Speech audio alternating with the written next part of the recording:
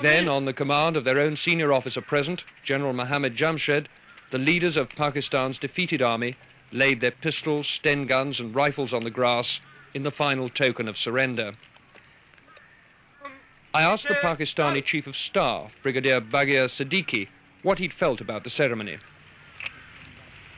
Well, it's all right. Part of the game, I suppose.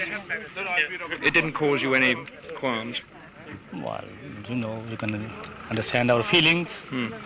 But as the General said, this does happen, and so people have to play the game, and I think it's a part of the game. We have to accept it in good grace. Why did you, in the end, surrender? Because for the consideration of the human lives. Could you have fought on?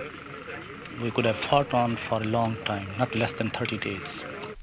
With due military ritual, the war in the East had been brought to its ceremonial conclusion.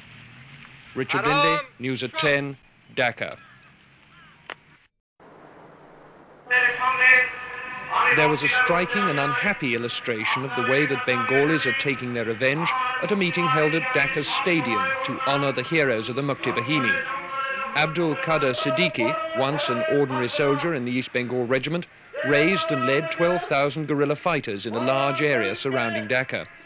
In his speech, the hero of Tangail, as he's known, vowed that his men would not lay down their arms until Sheikh Mujibur Rahman came safely back from his prison in West Pakistan. But he appealed to his men, who stood with rifles and machine guns policing the meeting, not to take revenge on those who had oppressed them and not to flaunt their arms in the streets. As he spoke, 5 men, said to have been caught looting and abducting some women, were brought to the back of the rostrum. They were bound and beaten by Siddiqui's men.